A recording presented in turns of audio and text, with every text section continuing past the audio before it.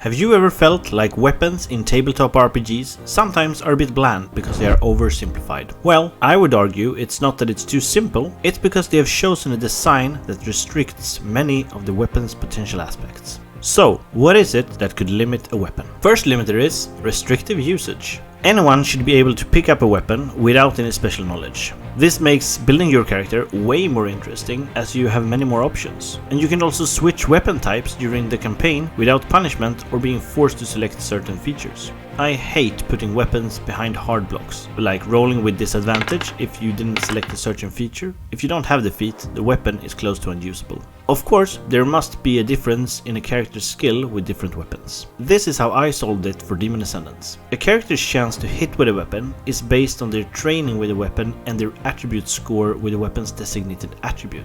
Let's take a great axe as an example. It's a weapon that requires strength to wield properly and gains half of its value as accuracy on attacks. Demon Ascendants use a D20 rollover system and low attribute scores starting in between -4 to +4 in all attributes, and they increase as they level. If I'm a berserker with 6 strength, I gain +3 to hit with all strength based weapons. Each weapon type can be practiced by spending weapon points on level up to a max value of 3. I have spent 1 weapon point into great axes, giving me another +1. I now have +4 to hit with a great axe. If I were a sorcerer with -2 strength and no weapon training, I would roll with a -1 to hit with a great axe, but at least I could still use it. Back to the berserker. With the great axe I have +4 to hit, but if I switch and try a different strength based weapon, I'm not overly punished as I hit for +3 with, let's say, a great hammer. Switching weapons is of course only fun if it changes how you play, which brings me to my next point. Not unique. I hate when the only change from switching weapons is my damage and my damage type, such as piercing, slashing or bludgeoning. Unless the game is a Pokemon style A beats B and B beats C type of game, tabletop RPGs usually are not. I feel it rarely has any impact. So, how did I do it? First, I only have 2 weapon damage types, blunt and sharp. But the weapons themselves have interesting properties to work with. Most blunt weapons have a pummel property, forcing struck enemies to succeed a fortitude defense or else fall unbalanced, giving me edge towards them on our next interaction. Defensive weapons like shields and bucklers allow me to better parry incoming attacks. Spears and pikes have an impale property, which increases their damage if I moved towards my target before the attack. And with swords, you can use your reaction to counterattack if you succeed a parry, and the list goes on.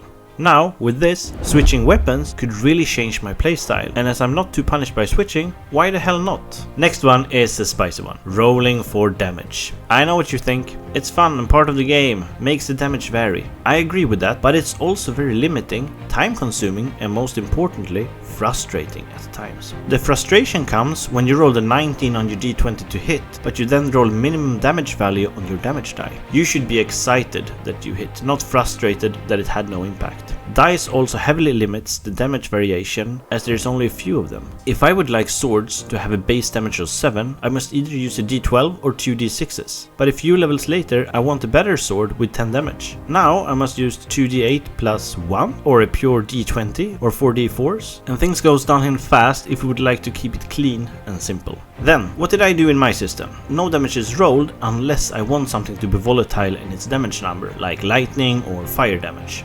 This saves time during combat and reduces frustration. If I hit, I deal damage. I also set up every weapon with a critical damage value to make weapons more distinct from one another. Some deal huge critical damage but lack other aspects. The great axe gains +10 on a critical hit compared to a long sword with +6. Daggers have a critical of ×2, which then doubles the damage of the entire attack, giving them great burst potential. No fuss and easy to track. No more rolled criticals, but I scored the lowest possible damage amount.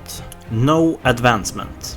When practicing a weapon, you should be able, apart from gaining increased hit chance, to learn new skills and features connected to the weapon itself. I did this by providing a new ability when the creature trained their weapon up to a maximum weapon rank of 3. The ability can only be used with a weapon type. As an example, rapiers gain the ability to disarm opponents. Axes can be used to hook an enemy's shield and pull it down to reduce its defensive abilities. Quarterstaffs can be used to sweep a creature's feet, and javelins can pin enemies to the ground. Lastly, non-interactive ranged combat. Turn-based ranged combat can get very boring. Your job is basically to deal as much damage as possible on your turn while staying far away from enemies and avoiding close combat. This means you do your turn, and if you played and positioned correctly, you do nothing for the rest of the round. Even small combats with a party of 4 could have 10 enemies. That's many things to go through before your next interaction. While on the other hand, the frontliners have enemies attacking them. They roll defenses, evades, they parry, they get thrown to the cliff, pushed underwater, while you just wait for your turn. So, how did I solve it? I gave ranged weapons something called quickfire, which allows them to use the reaction to attack a creature moving within the range. This keeps ranged characters on their toes at all times and encourages them to pay attention to the combat. The ranger class has improved quickfire features, where they can do this twice each round and even 3 times at higher levels. This is how I designed the weapons for my upcoming tabletop RPG Demon Ascendants. Hope you find this interesting and inspire you to create or adapt your own weapons into your game. Perhaps you disagree with my points or have suggestions? Feel free to tell me in the comments. If you enjoyed this video, please hit all the buttons, as it really helps the project and the channel grow, and go sign up for our upcoming Kickstarter of Demon Ascendants in the link below. Thank you, and see you in the next one.